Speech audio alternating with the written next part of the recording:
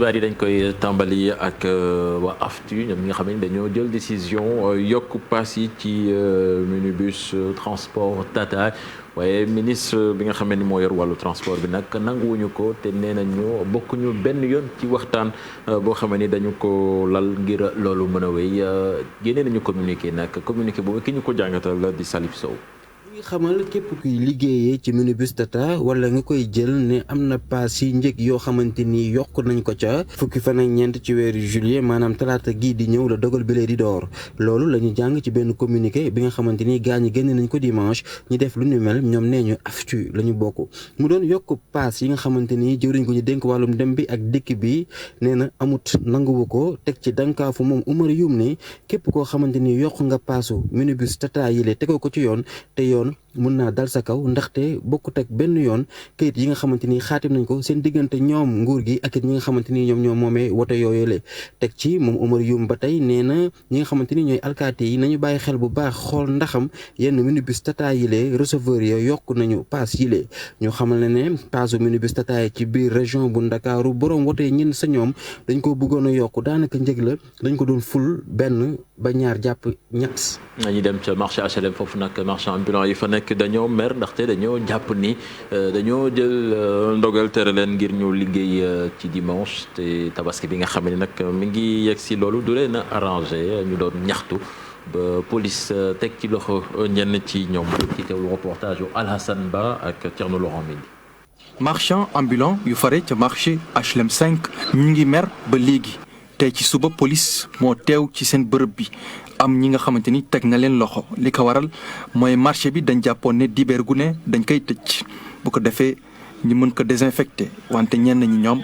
dañoo ubbi woon. am na ñoo xam ne jàpp na leen yóbbu leen ñooñu nag kenn xamagul si ñoom dara waaw te ñoom dañ mën a dimbal nit ñi samay Dakar Sandaga tijji nañ Petersen tijji nañ Colobane tijji nañ HLM rek ñoo tijjoon. marché HLM nee na ñun duñ tijji quoi la moo tax loolu ak Pikine ñëpp a tijji marché HLM gars yi doon tijji Tilène Colobane Sandaga ñëpp a tijji. booy yi jàpp nañ 6 booy depuis dem ñu ngi fa fanaan ak ay blessé yu bëri am nañ fa ak ay 6 booy nañ bàyyi nit ñu liggéey corona moo amoon ci dëkk bi kenn amul xaalis. marché bu ñuy teg dimanche bi amul benn njëriñ parce que dañ doon ne chaque dimanche dañuy pompe marché yi benn yoon nañ ko pompe ba dimanche yi passé yëpp pompe ñu ko parce que benn dimanche liggéeyuñu ko. fi marché HLM ambulant maan yi sàcc ñu fenuñu fii nag moom yàlla dogal doole yamul ndax su doole yamoon kenn du sonn ñi ñàkk lañ sonal ñi am lañ aj àdduna nag du noonu yàlla mooy maye tey day neex. xolam tooy rongo ñi génn moom ak ñi nga xamante ni ñoo fi fare bañ li nga xam ne moom mooy kilifa yu fare ci mairie gi moom lañ leen defal mooy fexe ba jaay leen képp ki nga xamante ni am nga fi place lu toll ci 250 000 francs CFA. loolu arrangé wut ambulant maan yi arrangé wu leen ndax ñun mënuñu ko événement Korité amut corona moo fi jaar am na ñoo xam ne yokk nañ 3 mois yoo xam ne fay ñëw location ñenn ñi am nañ problème xaalis li ñu bëgg a jël fii ba ko jaay 250 000 loolu du yoon moo andi woon problème bi démb aujourd'hui dimanche la marché yi nekk Sénégal yu nekk Dakar yëpp a ngi liggéey. ñun waa HLM nii xam nga ñun ay téer lañ quoi waaw téer yi commerçant yi ñun ñëpp ñoo fi nekk ndoo quoi yaa ngi dégg ñun événement bi la ñuy am événement Korité ak événement Tabaski yaa ngi dégg te ñaari événement yi su jàllee duñ dañ koy galère quoi yaa ngi jël ma maanaam yàlla Macky Sall si boppam ak suñu mairie bi dañu war a dimbali te yàlla tax. ginnaaw jàmbaarloo yi nga xam ne nag am na ni ki démb ca aser gi diggante marchand ambulant yi ak ñi nga xam ne ñoom ñooy force de l'ordre yi ba ñenn ñi sax ñu teg leen loxo tey ci suba nag am na ay yenn interpellation yenn ci marchand ambulant yi nga xam ne nag respecté wuñu mesure bu jëm ci wàllum tëj marché yi bu ko defee rek ñu mën ko désinfecté. ci wàllu yoon syndicat bi di SYTJUST ñoom tamit lalaal nañ beneen plan d'action décrété grève ñetti fan renouvelable di ko tàmbali tey jii ci lundi ji maître El Hadji Boun ay Malick Diop ak ñoom nag dañoo bëgg daal seen plateforme revendicative boobu ñu satisfaire ko dañuy dem bitim réew ak Modou Fall doore ko ca Mali. génne ànd ceeg Union africaine ak Union européenne ak Nations Unies ñoom représentant kuréel yooyu la ñuy ñaawlu moo di la xew kon foofee ca Mali ñu ne nag loolu nemmeeku nañ ko mu nga doore ñaar fukki fan ci weeru juillet ci atum 2020 te di ab meeting boo xamante ni M5 RFP moo ko amaloon ñoom kuréel yooyu ñaawlu bërëb yi nga xamante ni public ak privé yàq nañ ko te ay violence daal di ko fay indi ak li nga xamante ni mooy doomu aadama yi ci ñàkk seen bakken ak ñu ci ci bëri ñoo am ay gaañu ñoom itamit ñaawlu nañ li nga xam te ni moo di teg yoxo yu ñu teg yoxo ñi jiite kujje gi ak mouvement M5 ak RFP ca Mali ba tey ñetti fan manifestation lañ fa amaloon loolee gannaaw nag mouvement M5 bi te njiit bi di imam Dicko ñu ne loolee nag dafa dugal réew mi ci ab crise politique bu jéggi dayoo daana ko ca manifestation yooyee ñu xayma li nga xam te ni fukki nit ak benn ñu ci ñàkk seen i bakken téeméer ak ñaar fukk ak ñeent am ci ay gaañu dañ ci ànd ak Mortala Gueye. bés yu lëndëm lay Mali di dund fan yi ci taarixu dëkk bi kenn mësul fàttaliku coow yu jéggee dayo nii wax nañu sax te ñu bari fësal ko ni fukki nit ak benn ñàkk nañu seen bakkan ci coow yi kii di njiitu réew mi nag di Ibrahima Boubacar Keïta mi ngi ci wut saafara ndax noppiwul benn yoon ndax jàkkaarloo na ak askan wi ci ab discours à la nation muy ñeenteeli yoon muy jug di wax kii di imam Mahmoud Dicko nga xam ni ñépp ca Mali moom la ñuy may nopp ndax moom moo jiite mouvement bii di M5 moom it yëkkati na kàddu wax xale yi ñu dal te bàyyi yàq ak taal dëkk bi ñu nekkee waaye nag teg na ci ni Mali daal soxla na ab xar kanam bu bees ci jub ak bàyyi ger bi nguur gi nekkee yenn opposant yi ñu jàppoon sax jot nañu leen bàyyi ci dibéer gi IBK di président Mali mi ngi fay dàq bi nu mu ko mënee ndax dogal bi cour constitutionnel amee woon teggi na ko te loolu bokk na ci li sooke woon coow li yëpp. Mortala kon Côte d'Ivoire la ñuy jeexalee foofee nag kon ñi nga xam te ni moo di seen jëwriñ ju njëkk ji te faatu la ñuy jagleel ab hommage ba noppi ñu ne candidat ba nag ñu ngi koy wër maanaam partem bi mu bokkoon ñu ngi wër nag ab candidat pour élection présidentielle yi ñu dëkkmal ñu ne sax dugal nañ ci tuuri ki nga xam te ni mooy njiitu réew ma fa nekk di Alassane Dramane Ouattara ñaan ceeg Ibrahima Fall. ginnaaw bi premier ministre bi Amadou Gon Coulibaly fato ba léegi juróom-ñetti fan ci weeru juillet bi ñu passé ñoo ngi jàpp ni altine bi fukki fan ak ñett mbaa talaata fukki fan ak ñeent Côte d'Ivoire dana fal beneen premier ministre ba tax na ñaari kilifa yoo nga xam ne seeni tur lañ ciy dégg saa su nekk muy le secrétaire général Patrick Achi ak le ministre d'État ministre de la défense Ahmed Bakayoko ñaar ñooñu la ñu ëpp lu ñuy dégg waaye yeneen yéenekaay yu gën a wóor ñu ngi jox avantage bu am solo ki nga xam ni technocrate la di ancien ministre des infrastructures di Patrick Achi li ñëpp di laaj ci Côte d'Ivoire mooy kan mooy remplacer Amadou Gon Coulibaly fële ca candidature RHDP jàpp nañ ni Adama Bictigo mi nga xam ne mooy directeur exécutif bu RHDP nee na lépp mën naa nekk ndax ñu ngi dox jëm ci candidature bu monsieur Patrick Achi mbaa bu Ahmed Bakayoko te sax am na beneen éventuelle candidature boo nga xam ne mooy actuel président de la République di Alassane Ouattara bala ñoo tàggoo ñu xamal leen ni leen le premier ministre ñu ngi koy waajal li nga xam ne mooy hommage yi nga xam ni dañ ko war a defal dina commencé talaata fukki fan ak ñeent ci weeru juillet bi mu ngi amee fële ca place ca palais de la présidence àllarba fukki fan ak juróom ci weeru juillet ñi nga xam ni mooy formation politique am di waa RHDP danañ ko defal hommage bu am solo fële ca palais des sports di ko tàmbalee 8h ba 12h ci kàttanu yàlla bu ko defee lu topp ci 13h30 danañ ko jullee fële ca mosquée Rivera Golf avant ñu koy yóbbu fële ca ville ba nga xam ni mooy Korogo ngir denc ko ajjuma fukki fan ak juróom-ñaar bu ko yàlla sama borom. Ibrahima Fall jërëjëf Cheikh Tidiane Diaw fi la ñuy yemale xibaaru bitim réew yi. fi jagleeloon ci xibaar biti réew Côte d'Ivoire boobu mu daaneel itam ñu am beneen xew-xew bu tiis muy ñaareelu dauphine bu Miss Côte d'Ivoire moom moo faatu ci week-end bi moom it muy Leila Koné amoon ñaar fukki at ak benn bokkoon itam ci ñetti xale yu jigéen yi gën a taaru foofu ca réewum Côte d'Ivoire ñuy présenté waa rek suñu njaal askanu Côte d'Ivoire muy noonu image am ci écran bi Modou Fall ñu jox la dig la daje ëllëg ci waxtu wi incha allah wala 6h30 rek moo gën a wóor. ëllëg incha allah. 6h30 juróom-benni waxtu voilà mbégte la ñuy am saa su ne di la dalal Modou Fall ci kanam tuuti daañu waxtaanee chronique bi ak Barkaba laata loolu ñu def taxaw seetlu ci mbas meeg tolluwaayam ci àddina lañ mën a jàpp mooy réew yi mu gën a laal ci àddina wërngal këpp mooy États-Unis ak Brésil fi ci Afrique nag ña nekk ca bopp ba ñoom ñooy Afrique du Sud taxaw seetlu bi Aminata Mbari Sow moo ñu ko defal. pandémie bu coronavirus wéy di lëmbee àddina États-Unis ak Brésil nekk dëkk yi nga xam ni ñoo gën a sonn fi mu toll nii ci feebar boobule bu ñu sukkandikoo ci nit yi amee feebar boobule ak tamit ñi faatu ci mbas moomule ñu jàpp ne fi mu toll nii ëpp nañu 2 millions yu tegal ci ay nit yi amee feebar boobule ci àddina gi yépp ñu jàpp nag ci lim bu takk boobu nag États-Unis rek am na ci lu toll ci 3.292.934 contamination ñi nga xam ni ñàkk nañ ci seen bakkan toll nañ ci 135.155 ay nit ginnaaw États-Unis Brésil moo ci toftalu ci dëkk boobu nag toll nañ ci 72.100 ci nit yi faatu ci feebar boobule ñu jàpp nag ci di directeur général bu organisation mondiale de la santé daa dinay fësalaat tiitangeem mu jàpp ni contamination bi daa mel ni mu ngi yokk ba léegi loolee nag mu gën ko nemmeeku ci juróom benn semaine yi nga xam ni weesu nañ ko loole nag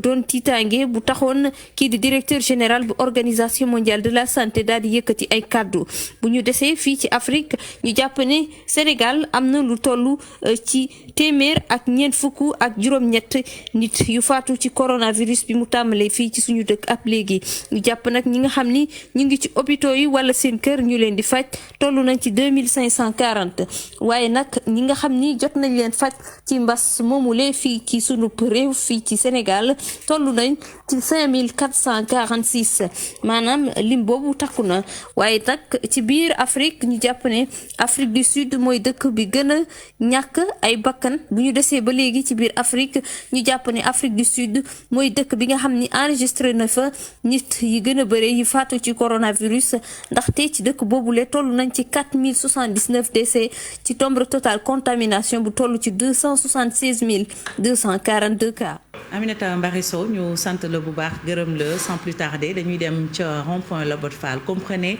ñu ngi ci li ci tali bi moom nag foofu nag ko ñu shérif la ca Pikine Mohamed Samb. waaw soxna Fatou. waaw foo ne. maa ngi fii ci technopole bi. gisaguñu la de xam naa yaa ngi ci tali bi. waaw maa ngi ci tali bi. acca ñu bàyyi la ak téléspectateurs yi nga wax ñu ci lu jëm ci dem ak dikk waxtu wi. waaw effectivement fi mu ne nii xam nga 8 heures passé na quelques minutes boo xoolee kon moo di heure de pointe ba tax na fii ci rond-point bi au niveau de Lobot Fall am na embouteillage bi ci am. parce que li ko waral moo di boo xoolee ñi nga xamante dañuy jugee Pikine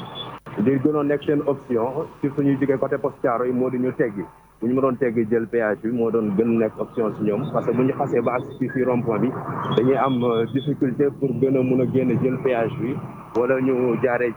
ci suuf parce que bu ngeen xoolee ni sama ginnaaw bi fii instant bi am na blocage bu ci am parce que ñiy jugee Pikine war a jël Cambérène ci suuf pour mun a rallier Dakar dañuy am difficulté bu majeur de même que ñi nga xamante ne ñoo di jógee biir Guédiawaye biir Pikine ñoom dañuy am jafe-jafe parce que du ñu am beneen option bu loolu rallier pont bi fii rond point bi ñëw au niveau de fii ci pont Lobot Fall bi pour mun a jël péage moo xam ci suuf lañuy jaar wala ci kaw la ñuy jaar ñoom aussi dinañ am difficulté boobu mais solution bi mun a nekk actuellement daal mooy ñi nga xamante ni ñoo di jigee lu ci mel ni Kër Massar ci kaw lu ci mel ni Poste Thiaroye lu ci mel ni Thiaroye ñoom dinañ mën a jël péage bi fële ci kaw bu ko defee ñoom embouteillage bi nii daan ci mën a mucc ndax xam nga fii ci rond point bi li fi gas oto dafa bari trop parce que fu ci nekk da ngay ñëw pour bu ko jël mën a jël péage bi bu ñu sukkandikoo ci ñi nga xamante ni ñoom lañ fekk mu di waa gendarmerie nationale li ñu xamal moo di bu demee ba ci kanam tuuti ay 10 heures jàpp 11 heures xëy na su boobaa tali bi dina gën a mën a feex tuuti embouteillage bi dina desserré ba nga xamante ni ñu ci bëri dootuñu mën a am benn jafe-jafe ñeel wàllu dem beeg dikk bi soxna Fatou. sant la gërëm la foofu de xanaa ak fii moom bala ngaa ñëw di nga embouteillage bi dina xaw a tar tuuti itam. waaw dina tar parce que xam nga fi mu ne nii moom gars yi ñu ngi gën di génn di xëy di liggéey parce que foo dem rek ci tali bi dafa mel ni li ngay constaté moo di oto yi ñoo ëpp nit ñi. oto yi dañu bari trop Ndakaaru ndax xam nga daanaka li fi nekk ak concentration bi ci wàllu population bi dafa am solo daal. très bien Mohamed Samb ñu sant ko bu baax gërëm ko sa gaa yaa ngi nii comme tous les matins Cheikh Tidiane Chérif et toute la team ñu jaajëfal ko bu baax a baax moom Mohamed Samb di ko dajee ëllëg incha allah ci info du matin yegsi nañu ci chronique bi Cheikh Tidiane Barka Ba la ñu dalal Barka ñu ngi lay nuyu. maa ngi lay fay soxna Fati. nuyu Chérif ak Cheikh Tidiane. ak maître Sall. voilà Barka situation bi Mali gis nañ li fa xew depuis vendredi mu doonoon troisième je pense journée de manifestation bu M5 waaye bi nag yëf yi dafa gën a yokk désobéissance civile bi nga xamee ni dañu ko fa laaj askan wi mu dem ba jur ay morts dernier bilan bi sax je pense que mi ngi wax 11 morts mais situation bi nan la ñu def ba mu yegg si fii. 11 morts ak presque 124 blessés ci li ñu nemmeeku muy bilan boo xam ne dis na lool parce que bakkan yu ci rot bëri na autant ci vendredi bi bu xale yi di dem di songu assemblée nationale bi taal ko ak ORTM mu nekk ay jéye yu mag nemmeeku wu ñu woon quand même un bilan humain bu jéggi dayoo donte amoon na bakkan bu rot mais dafa mel ni après gouvernement bi ñu xawee mel ni ñu sàggan wala dañu leen bett IBK dafa delluwaat daal di mel ni ku defaru et surtout ñu gis intervention ay forces de sécurité yoo xam ne bëri wuñu woon leen gis ci manifestation yi muy benn force antiterroriste boo xam ne liggéeyam ci li ñu ko gënoon xaar wala fu ñu ko gënoon yaakaare mooy lutte contre djihadiste yi ñooñu bu ñu demee intervenir ci kër imam boobu nga xam ne tey moom moo nekk ci njiitu contestation muy imam Dicko moo amoon ay xale yu fa ñëwoon ne dañuy aar këru waajooju pour ñu bañ ko teg loxo boobu lañ nemmeeku na la mbir mi takkarnaase ñu nemmeeku ci bakkan yu bëri yu rot muy mel ni daal quelque part mun nañu wax ci tubaab escalade la mooy que mbir mi mu ngi dem di gën a jéggi dayoo pare luy wane ne dafa commencé ëpp loxo mooy gis nañ ne CEDEAO Union africaine ak Union européenne kuréel yooyu nga xam ne dañuy ñëw pour di jàppale Mali ci situation bu mu nekk rotal nañu communiqué pour wane seen njàqare ci situation bi. mais déjà instabilité bi nan la ñu demee tey ba Mali toll fii ba askan wi ñu bari génn des milliers et des milliers di laaj nguur gi mu jiite nguur gi mu tekki ndombu tànkam. waaw lu ma la doon wax la rek keroog mooy que mbir mi xëyul rek wasin dafa am lu bari lu ko sooxe. li ñu ci gën a mun a nemmeeku mooy suñ ko tënkee mooy Maliens yi kontaan nañu ci Ibrahima Boubacar Keïta nu mu téye nguur gi. parce que dëkk bi dafa ko commencé ëpp doole ak crise sécuritaire bi ñu fa nemmeeku muy ci nord bi muy ci centre bi mbir mi non seulement day dem di gën a law situation sécuritaire bi échappé ko mais aussi Mali dañ nekk ci crise sociale bëri na ay grève enseignant bëri na ay grève secteur yu bëri fonction publique te surtout Maliens yi dañu jàpp ne dafa am corruption bu doy waar boo xam ne Ibrahima Boubacar Keïta joxaat nañ ko beneen mandat mais xeexul corruption boobu Maliens yi yaakaar ne bokk na ci lu ko gàllankoor ba pare am na ñeneen dafa bëri lu ñu koy reproché même doomam Karim Keïta ni mu nekkee ci nguur gi teg ci loxoom lu bëri bu ñuy fàttali ñun beneen Karim lu ñu ko doon reproché fii ci suñu dëkk ba ci vidéo bu ñu ko mujjee wane xamuñu ci ban contexte exact la waaye vidéo bi wane nañ ko mu daw ci réseaux sociaux yi ñu jàpp ne dafay dem di noos alors que askanu Mali ñu ngi nekk ci guuta loolu yëpp bokk na ci lu taal fitna bi imam bi moom depuis ay années mu ngi wane ne moom tamit pôle la boo xam ne nit ñi suñ jàqee mën nañu ñëw laaj ko wàllu mu profité ci situation bi pour wan IBK ne moom tamit day peser ci dëkk bi moom ak une partie de l'opposition ak de la société civile ñu ngi wane ne daal tay nañu ci IBK nu mu yore nguur gi. ci noonu baax gis na ni IBK dafa mel ni xaw naa dégg ñaxtukat yi ndax neenal na cour constitutionnel ba nga xamante ni xëy na indi na coow ci législative yi nga xamante ni génnoon fa beneen bi tamit premier ministre bi ne dañuy annoncé gouvernement boo xamante daañu ko yaatal est-ce que loolu mën naa apaiser les tensions. loolu lañu yaakaar xëj na yaakaar naa ne ku nekk ci ñoom dina am loo bàyyi parce que gis nañ imam Dicko laaj na xale yi ne leen nañu ànd ak dal donc digalul kenn pour ñu def ay ñaawteef wala ñu taal dëkk bi waaye presque li mu jàppoon ci revendication yi mooy na IBK changé nu mu yoree nguur gi loolu moom bàyyiwu ci dara IBK aussi fu mu toll nii waxagul annoncé gul ne dina changer premier ministre parce que Boubou Cissé premier ministre am bi ba léegi mu ngi sur le terrain di ànd ak moom di jéem a gérer situation bi mais leneen lu bees lu ñu war a bàyyi xel mooy kenn ci allié de taille IBK yi muy ancien premier ministre Soumaïlou Boubèye Maïga moom génn na rotal benn communiqué buy wane soo ko jàngatee bu baax mooy d'accordul ci nu IBK doxalee lu tax ñu war a bàyyi xel ci Soumaïlou Boubèye Maïga dafa jege lool kii di Jean-Yves Le Drian te mu nekk ministre bu am doole France muy ministre des affaires étrangères donc am na luy mel ni mu ngi am ci suuf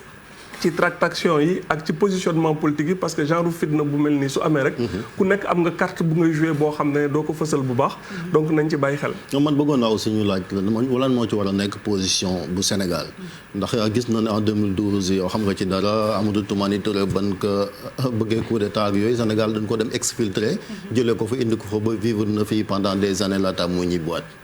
Sénégal dina jafe trop mu am ci position bu officielle parce que dafay mel ni kon ingérence la ci dëkk jàmbur ñun suñu mission Mali officielle mooy daal di dem wallu leen ci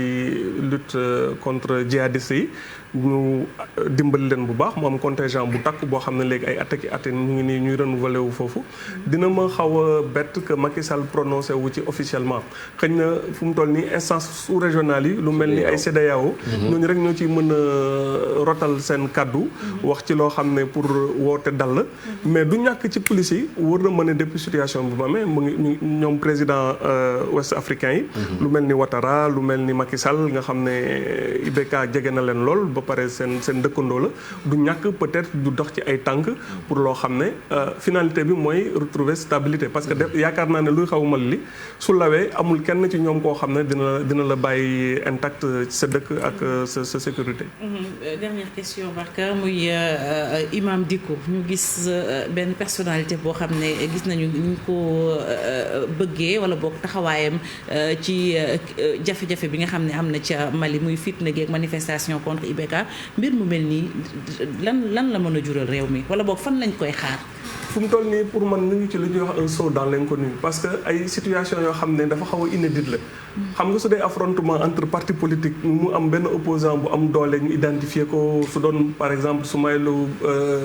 Soumaïla Cissé la contre IBK wala ay partis politiques kese classique loolu presque jeu bi xaw na prévisible soit ci ay élection ngeen di dem wala mu am nu mu demee wala sax situation insurrectionnelle am kenn ñaanu ko yàlla armée bi daal di ñëw def coup d'état loolu yëpp lu ñu yàgg nañ ko nemmeeku mais fii dafa xaw a inédit parce que leader contestation bi c'est un religieux te ba fu mu toll nii waxul ne moom pouvoir bi intéressé na ko waxu ko ouvertement waxul ne dafa bëgg a daaneel nguur gi moom mu toog mu falu donc te tey képp ku am mbooloo Mali moo la ëpp mbooloo loolu moo ci lecture bu njëkk bi muy won ne firndeel aussi que les hommes politiques classiques dafa mel ni dañu leen dépassé ci situation bi et que benn ci askan wi xaw nañ tayal ci politiciens yi nu ñu téye dëkk bi yaakaar ne léegi seen njiit yi diine seen kilifa diine yi mën nañ nekk recours léegi ban carte au fond lay imam bi di jouer imam bi il est très politique parce que du léegi la commencé jàmmarloog IBK commencé woon di teg ay affaire ci suuf ndànk ba tey natt na boppam moom moo bokk ci ñu jëlee foofu Soumaïlou Boubèye Maïga bi mu la doon wax contraindre na gouvernement bi mu retiré benn projet de loi boo xam ne ñoom dañ ko doon dingat donc loolu yëpp am na temps natt boppam tey situation bi est-ce que moom tamit du dem ba dépassé ko am ñeneen ñu am seen agenda loolu yëpp comme c'est des événements en cours lu ci kanam rawul bët nañ ci bàyyi xel ñu seet fu muy mujjee. jërëjëf Barka Ba ñu lay sant bu baax di la gërëm bi ñu koy defee saa su ne altine bu njëkk moom la ñuy àndal ci chronique bi tey mu doon wax la xew ca Mali muy manifestation contre le président l'actuel président muy Ibrahima Boubacar Keïta ba jur ay fitna yooyu sax fukki bakkan ak benn rot na ci lépp téeméeri doomu aadama ñàkk ci seen bakkan mbokk yi